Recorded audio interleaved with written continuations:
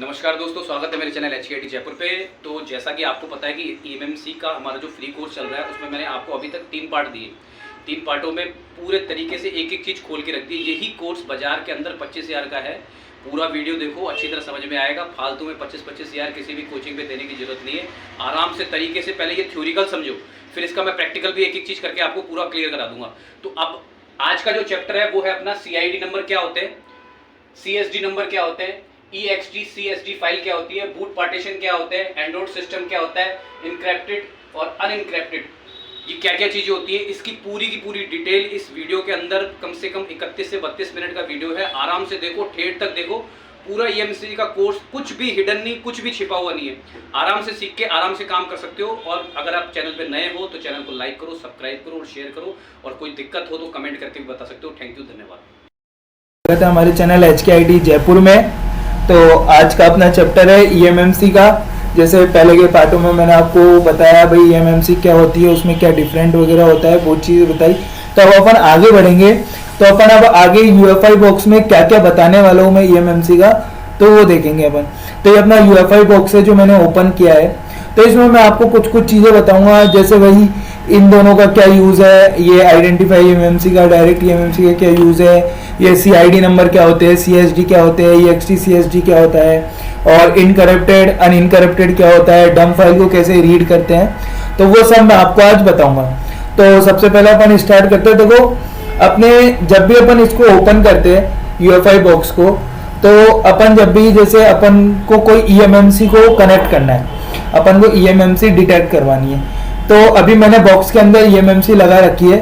तो मैं एक बार आइडेंटिफाई करता हूँ। पहले मैं एक बार दोबारा रीस्टार्ट करके दिखाता हूँ बॉक्स को कि भाई उसमें दिखाता क्या है जब अपन बॉक्स को डायरेक्ट ओपन करते हैं। तो मैं इसको बॉक्स को एक बार दोबारा ओपन करता हूँ, ठीक है। तो ये बॉक्स अपना ओपन हो रहा है एक बार। फिर इसमें मैं आपको बताता हूँ क्या क्या आएगा अपना।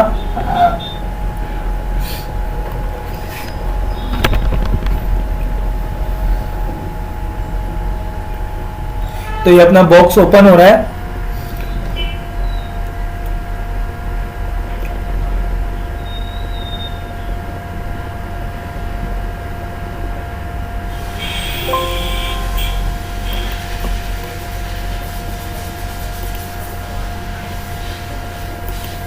तो देखो अभी अपना बॉक्स ओपन हो गया है। तो इसमें देखो सबसे पहले अपने को क्या बोल रहा है, सबसे पहले देखो इसने अपनी वेबसाइट दे दी UFI बॉक्स ने, दूसरा सपोर्ट फॉर्म दे दिया और फेसबुक पेज दे दिया, जहां से आप UFI बॉक्स की पूरी डिटेल निकाल सकते हो। जहां से आपको इसको परचेज करना हो या अपने को इसको पूरा इंस्टॉलेशन वगैरह जो भी, तो वहां से पूरी डिटेल मिल जाती है इसकी।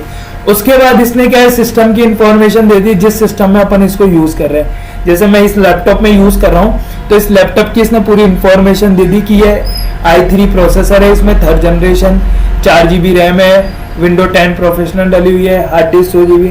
तो इसने पूरी इंफॉर्मेशन।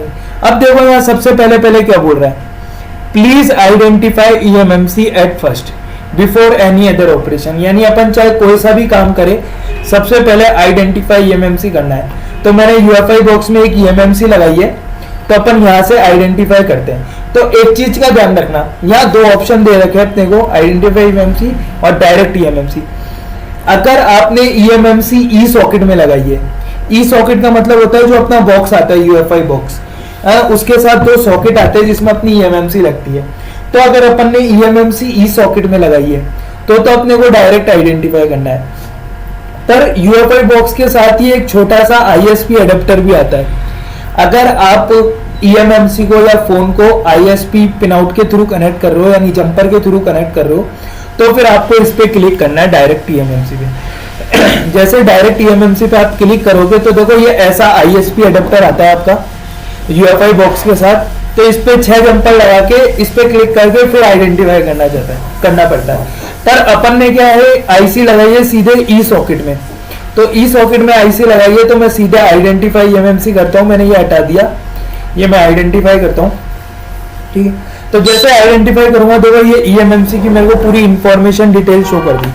अब इसमें क्या क्या आता है, तो सबसे पहले देखते देखो, यहाँ प्लेटफॉर्म दिया है MSM 8909। अब ये क्या है, देखो आपके फोन में CPU लगा होता है, तो CPU 2 प्रकार है, ऐसे तो 4 प्रकार के आते हैं। 4-5 प्रकार के आते हैं, पर रनिंग में अभी 3-4 ही चल रहे हैं। एक कॉलकॉम चल रहा है, मीडियाटेक चल रहा है और एक सैमसंग का एक्सोनोस चल रहा है। तो देखो यहाँ लिखा हुआ है MSM 8909। एक चीज ध्यान रखना, ये eMMC देखो लाइफ के फोन की है, जियो का कोई फोन है। अब ये eMMC मैंने जिस फोन में से निकाली है, तो उस फोन में CPU कौन सा लगा हुआ था, ये वो CPU बता रहा है। यहाँ पे देखो, यहाँ लिख रहा है MSM 8909, ठीक है। यानी अगर आपके फोन में कॉलकॉम का CPU होगा तो यहाँ पे लिखा होगा MSM।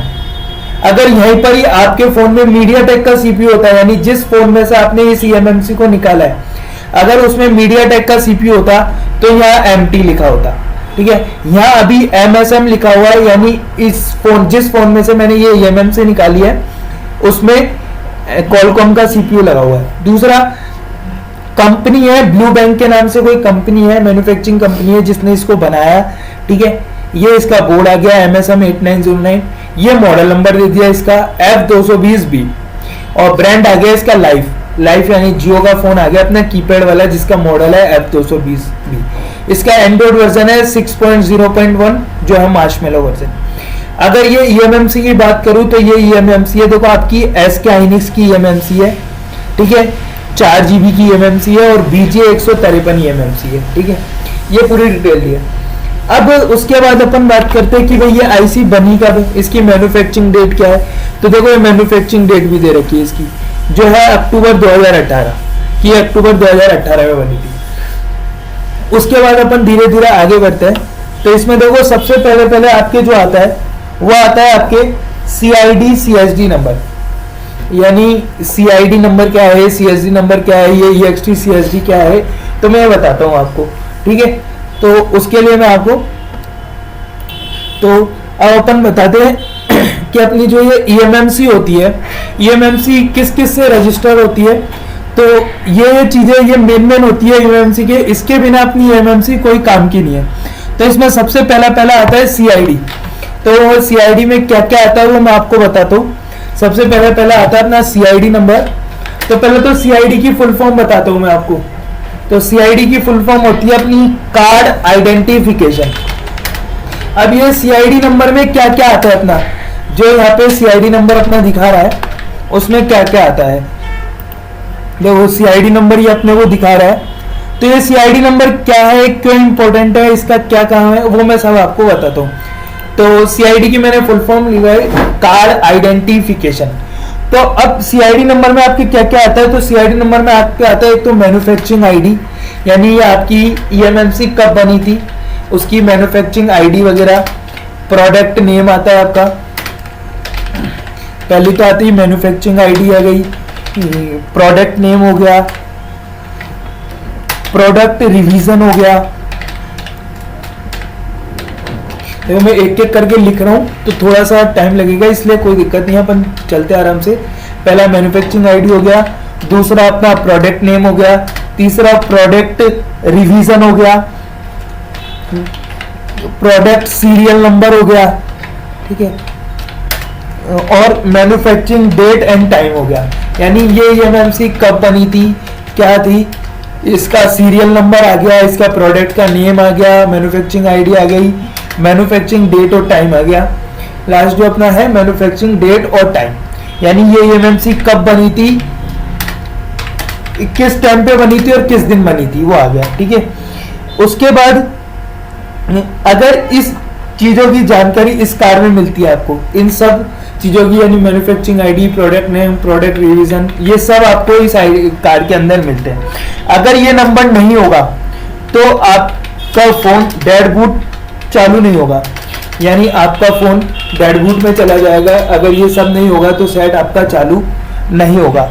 अगर ये नंबर नहीं होगा तो सेट चालू नहीं होगा। अगर हम eMMC चेंज करते हैं, यानी जैसे मान लो आपको eMMC को चेंज करना है कि भाई आपकी eMMC डेड बूट हो गई, बिल्कुल खत्म हो गई, अब आपको उसमें दूसरी eMMC लगानी है।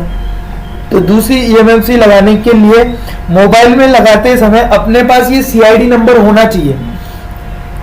तो वो CID नंबर बिना ऑन नहीं होगा, यानी अगर ये CID नंबर आपकी eMMC में नहीं है तो आप उसको ऑन नहीं कर सकते सेट को, ठीक है।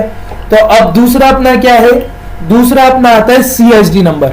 अब CSD नंबर क्या होता है भाई, कार्ड आइडेंटिफिकेशन तो मेरे को समझ में आ गया, ठीक है। अब ये CSD नंबर क्या होता है, तो CSD नंबर से क्या होता है वो बताता हूं मैं आपको। CSD की फुल फॉर्म होती है card specification data, card specific data, card specification data, ठीक है। अब यह कार्ड क्या होता है, यह कार्ड होता है जो भी आपका डाटा ट्रांसफर या रिसीव होता है, यानी आपका डाटा ट्रांसफर और रिसीव होता है, उस डाटा ट्रांसफर यानी जितना भी डाटा आपका रीड या राइट होता है, उस रीड राइट के बीच डाटा ट्रांसफर करने में जो स्पीड लगती है, यानी स्पीड और टाइम लगता है, यानी कितना होना चाहिए, क्या होना चाहिए, तो वो जो स्पीड और वो टाइम लगता है वो ये तय करता है CID नंबर। यानी अपन जब भी कोई भी डाटा ट्रांसफर करते हैं या कोई भी फाइल रीड करते हैं, राइट करते हैं, तो कितना टाइम लेगा, किस स्पीड से होगा, तो वो जो भी काम करना है वो काम करता है आपका CSD नंबर। यानी अगर ये नंबर नहीं होगा, आपका CSD नंबर नहीं होगा, तो आपका डाटा रीड या राइट जो हो रहा है वो कितने टाइम में होगा, किस स्पीड से होगा, वो कंफर्म नहीं होगा, तो उसकी वजह से आपका सेट चालू नहीं होगा। तो ये भी बहुत इंपॉर्टेंट नंबर है, इसके बिना आपका काम नहीं होगा, ठीक है। सेकंड नंबर हो गया अपना CSD। इसके बाद जो थर्ड नंबर है वो है अपना EXT CSD। अब EXT CSD क्या है भाई, EXT CSD का मतलब होता है, अब तीसरा नंबर है अपना EXT CSD। EXT CSD की फुल फॉर्म होती है extend card specific data, extend card specification data, specific data बोल दो, स्पेसिफिकेशन डाटा बोल दो, ठीक है। पूरा नाम है इसका EXT CSD, ठीक है। तो मैं EXT CSD इसका पूरा नाम है CSD, ठीक है, ये पूरा नाम है इसका, ठीक है। अब इसका मैंने फुल फॉर्म है, अब इसका मतलब क्या है, इसमें क्या क्या आता है आपके, इस कार्ड में आपके आता है IMEI नंबर, यानी ये एक प्रकार की फाइल होती है आपकी, आप इसको नंबर बोल दो, फाइल होती है। जब भी इसकी फाइल अपन डाउनलोड करते हैं, ठीक है, तो फाइल में क्या क्या आता है, इसकी फाइल में एक तो आता है आपका IMEI नंबर,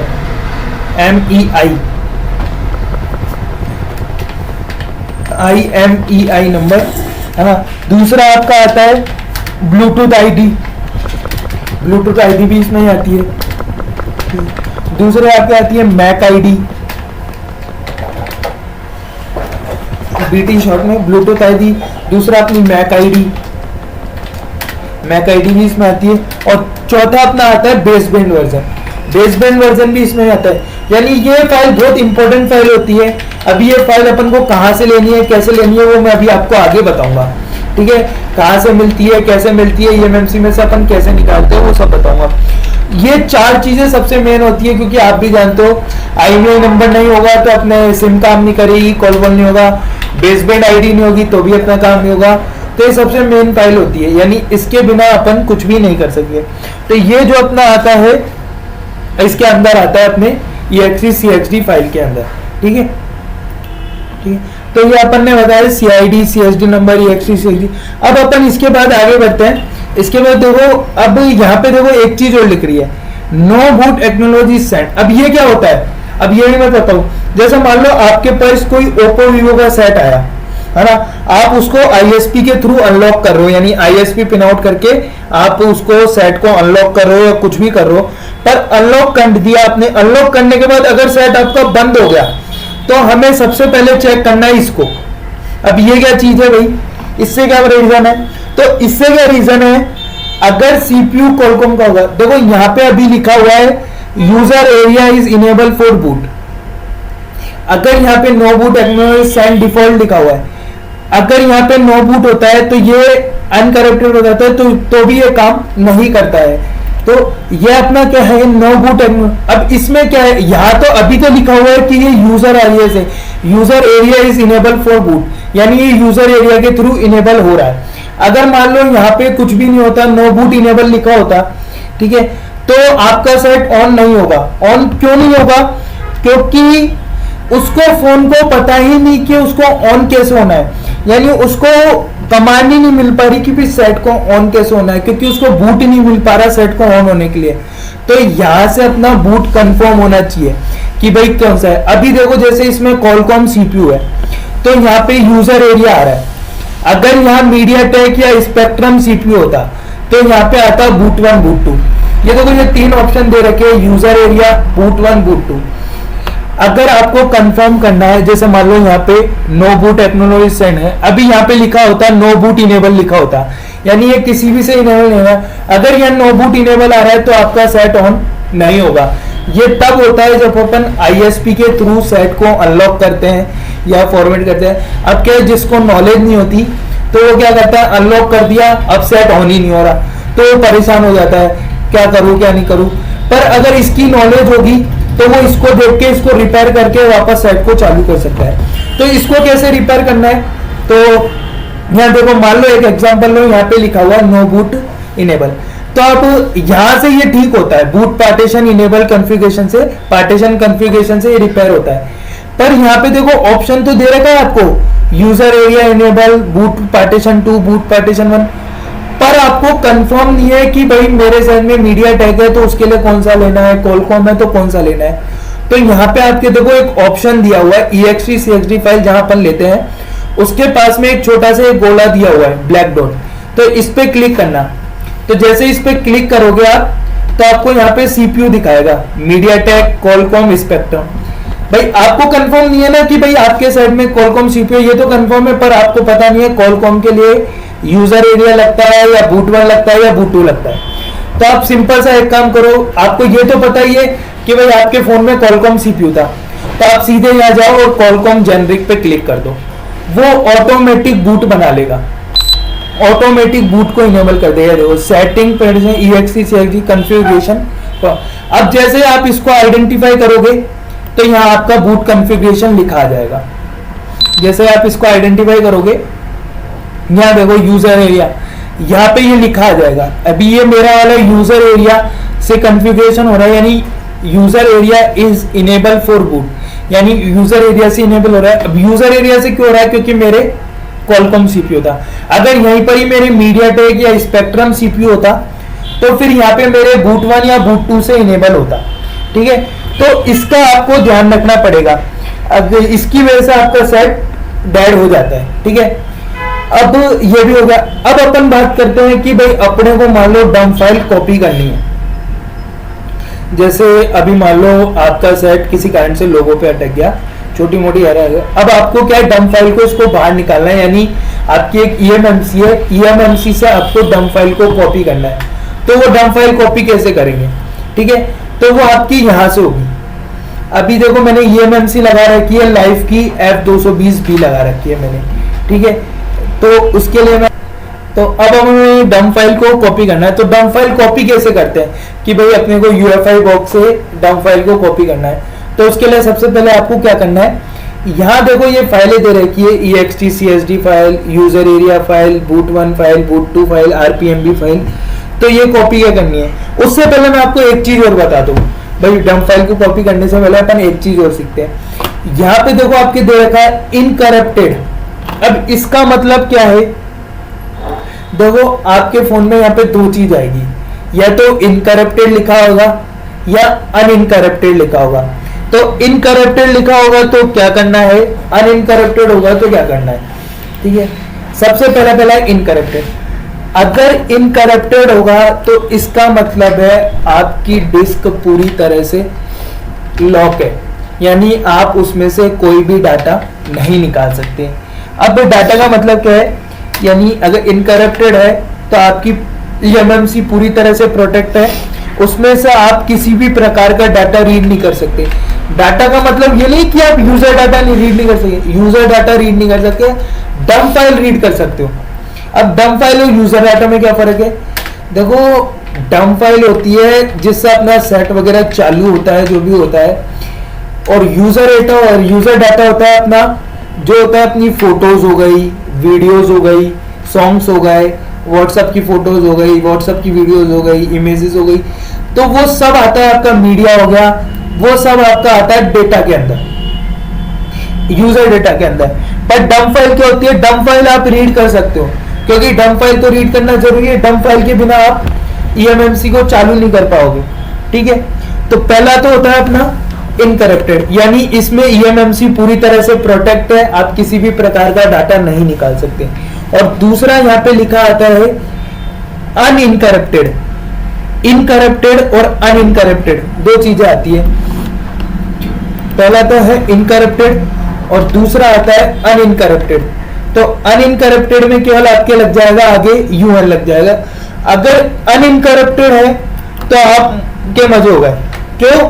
क्योंकि आप उसमें से पूरा डाटा निकाल सकते हो, यानी आपको मान लो मदरबोर्ड बिल्कुल डेड हो गया, मदरबोर्ड के 2 टुकड़े हो गए, पर आपकी ईएमएमसी बिल्कुल सेफ बच गई, और जब आपने उसको डिटेक्ट की तो डिटेक्ट करने पे आपके अनइनकरप्टेड लिखा आ रहा है, तो यानी आपके मजा आ गया अनइनकरप्टेड में। यानी आपके फोन का जितना भी डाटा था, चाहे आपके कॉन्टेक्ट हो, चाहे आपकी वीडियोस हो, चाहे आपके सॉन्ग्स हो, चाहे आपकी व्हाट्सएप की वीडियोस हो, वो सब आप इसमें से आसानी से निकाल सकते हो इस बॉक्स के जरिए, अगर आपके अनइनकरप्टेड लिखा आता है। तो ये दो चीजें आती है, यानी कभी भी आप ईएमएमसी को डिटेक्ट करो तो वो आपको देखना पड़ेगा कि आपकी ईएमएमसी इनकरप्टेड आ रही है और अनइनकरप्टेड आ रही है। और इसमें मैं आपको एक चीज और बता दूं,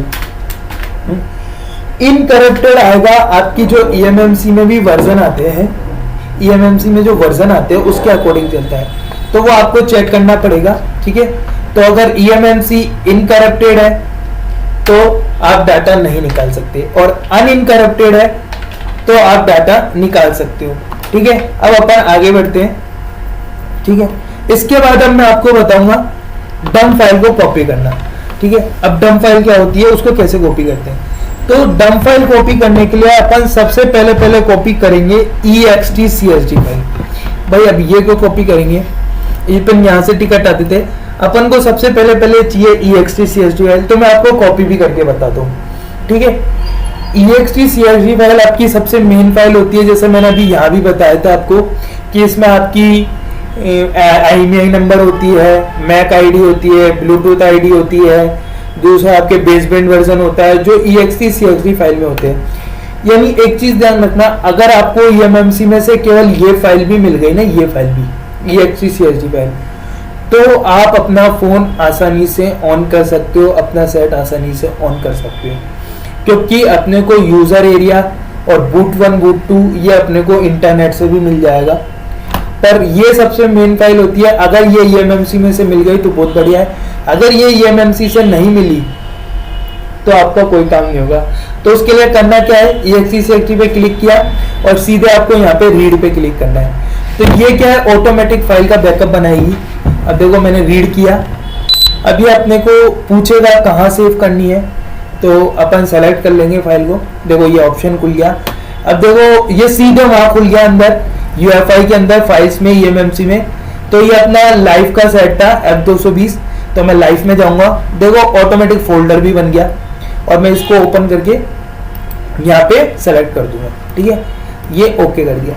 अब ये अपनी फाइल ext.csv फाइल जो है वो पूरी कॉपी हो जाएगी। अब मैं आपको दिखाता हूँ, देखो फाइल अपनी कंप्लीट कॉपी हो चुकी है। वहाँ पे मैं आपको एक बार फाइल भी चेक करा सकता हूँ। कहाँ जाना है, दिस पीसी में जाना है, आपको सी ड्राइव में जाना है, ठीक है, UEFI में जाना है, फाइल्स में जाना है, eMMC में जाना है, और लाइव। अब देखो F220 अपना भी था, ये आ गई ext.csv फाइल। अब देखो इसके साथ इंफॉर्मेशन भी आई है। इंफॉर्मेशन में क्या है, आपकी आईसी की पूरी इंफॉर्मेशन दी है इन्होंने। देखो VCC वोल्टेज भी दिए, बिट भी दिया, आपके CID CSD नंबर भी आ गई, XD वर्जन भी आ गया, बूट 1 बूट 2 भी आ गया, पार्टीशन भी आ गया, पूरी कंप्लीट आ गई। देखो पूरी इंफॉर्मेशन दी आपकी कंप्लीट, यानी अपनी eMMC की कंप्लीट इंफॉर्मेशन इसके अंदर होती है जो आपको पूरी मिल गई। ठीक है, ext.csv हो गई। अब अपन लेंगे दूसरी फाइल जो है अपनी, कौन सी, बूट 1 और बूट 2। अब बूट 1 बूट 2 क्या है, बूट 1 बूट 2 जो फाइल है, ये फाइल का काम है आपके सेट को लोगो तक लेके आने का। यानी इससे आपका सेट केवल लोगो पे आता है, लोगो से आगे नहीं जाता है। लोगो से आगे ले जाने का काम करता है यूजर एरिया, यानी OS, ऑपरेटिंग सिस्टम। तो अपन बूट 1 बूट 2 को रीड करते हैं। तो ये रीड पे मैंने क्लिक किया, ठीक है, ये रीड होगी। ये वापस आ गया ऑप्शन, अपन लाइव सेलेक्ट करते हैं और अपना F220 है और यहाँ पे अपन इसको सेव कर देते हैं, सेलेक्ट कर देते हैं। तो ये अपनी दोनों फाइल कॉपी होगी। यस, ये अपन ने किया, ये हो गई, ये चार, ये दोनों कॉपी हो गई। मैं अब आपको दिखा भी देता हूँ एक बार। ये देखो, अपन ने यही खोल रखा था, सीधे देखो ये आ गई। अब अपने को लेना है RPMB file. RPMB file reply protected memory बिले, ठीक है। इस पर राइट क्लिक करना है और इस फाइल को अपने को सेलेक्ट करना है, ठीक है। तो इसको अब अपन रीड करते हैं, ठीक है। ये टिक किया मैंने और सीधे रीड पे करते हैं।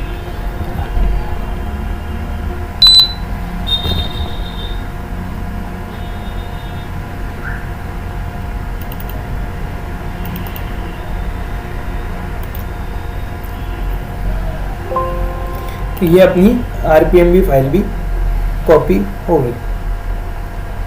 1 मिनट चल रहा है, थोड़ा सा वेट करो।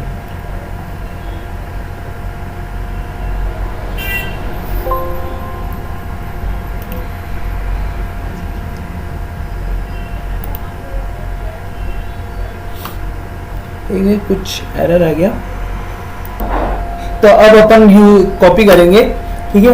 वो है यूजर एरिया। अब यूजर एरिया क्या है? ये सबसे मेन फाइल है। यानी मैंने जैसे बताया था कि भाई सबसे मेन फाइल तो ext होती है, बाकी boot1 boot2 और यूजर एरिया अपने को मिल जाता है। तो वैसे तो यूजर एरिया आपको गूगल से मिल जाता है, पर यूजर एरिया के बिना आप लोगों से आगे नहीं ले जा सकते ना सेट को, तो इसलिए अपन यहां से भी यूजर एरिया ले सकते हैं। अब मैं आपको एक चीज नोट कराता हूँ, ये अपने को ये दिख रहा है प्लेटफॉर्म। अभी यूजर एरिया कॉपी हो जाएगा, उसके बाद मैं आपको एक चीज दिखाऊंगा। अब यहाँ पे क्या रहता है, यहाँ पे देखो कुछ ऑप्शंस दे रखे हैं आपको।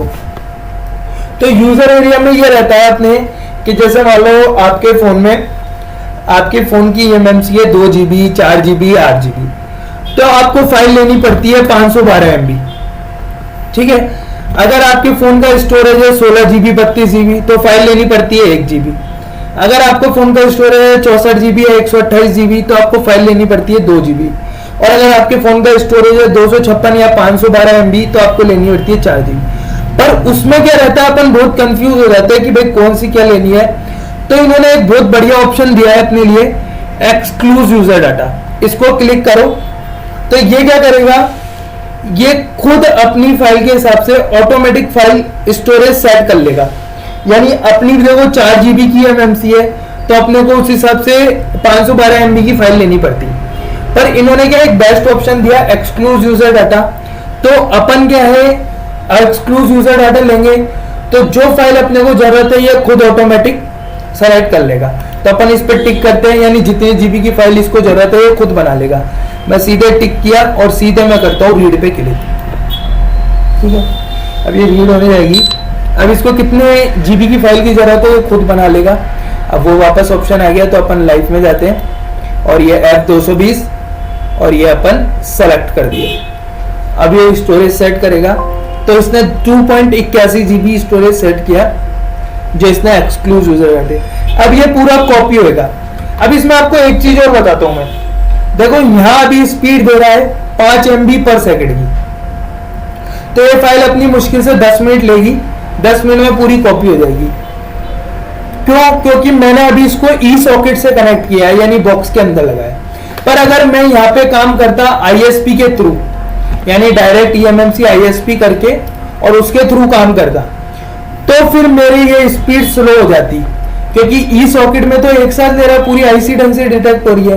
पर ISP में एक ही तार से होती है, 1-2 तार से, तो उसमें टाइम लेता है, तो फिर ये लंबा टाइम जाता है।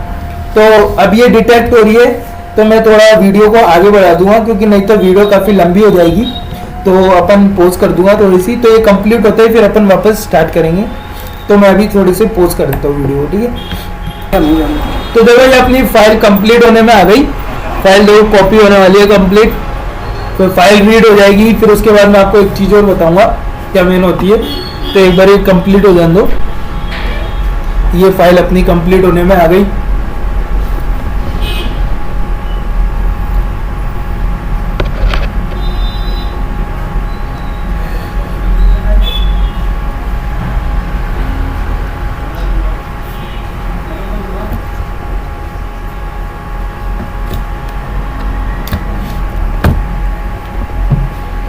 तो ये देखो अपनी फाइल पूरी कंप्लीट तरह से रीड हो चुकी है। मैं अब आपको इसको एक बार दिखा देता हूँ फाइल को जहाँ अपनी कॉपी हुई है। तो देखो पूरी कंप्लीट फाइल आ चुकी है अपने पास। अब इसी के साथ एक चीज और ध्यान रखना है, अपने को क्या करना है, यूजर एरिया में जाना है और यहाँ से जितनी भी ये पिंक कलर की फाइल है ये अपने को लेना जरूरी है, क्योंकि ये अपनी होती है सिक्योरिटी फाइल है, ये बहुत जरूरी होती है। तो अपन इन फाइलों को फटाफट कॉपी कर लेते हैं, ज्यादा देर की नहीं है, फटाफट कॉपी हो जाएगी ये। तो अपन इनको कॉपी कर लेते हैं फटाफट। ये मैंने क्लिक किया और ये सीधे अपन रीड करते हैं। तो अपनी ये सिक्योरिटी फाइल भी कॉपी हो जाएगी। तो इनको भी अपन वहीं पर ही सेव कर देंगे। यही अपन लाइफ में जाएंगे और एक नया फोल्डर क्रिएट कर देंगे इसी के अंदर सिक्योरिटी फाइल के नाम से। तो ये अपन नया फोल्डर क्रिएट करते हैं, सिक्योरिटी फाइल के नाम से नया फोल्डर क्रिएट करते हैं और उसमें लिख देते हैं फटाफट अपन, ताकि क्या है अपने को ये सिक्योरिटी फाइल क्यों जरूरी है, क्योंकि सिक्योरिटी फाइल के बिना अपना काम नहीं होगा। इसके अंदर क्या है अपने IMEI नंबर वगैरह भी रहते हैं इस चक्कर में। तो ये मैंने सेलेक्ट कर दी, अभी ये फटाफट कॉपी हो जाएगी। फिर अपन इसको लास्ट में चढ़ाएंगे भी, ठीक है। तो मैं पूरी डम फाइल कॉपी करना बता रहा हूँ कैसे कॉपी करनी है और वापस फिर चढ़ानी भी कैसी है वो भी बता दूंगा मैं आपको, ठीक है। तो ये देखो डम फाइल अपनी कॉपी हो रही है।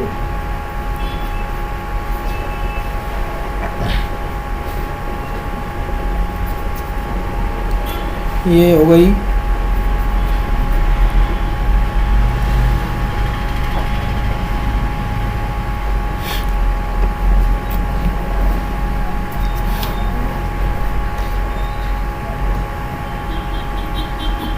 तो ये अपनी कंप्लीट फाइल कॉपी हो चुकी है, सिक्योरिटी फाइल भी कंप्लीट हो चुकी है। ये देखो ये सिक्योरिटी के अंदर गए तो ये फाइल आ गई।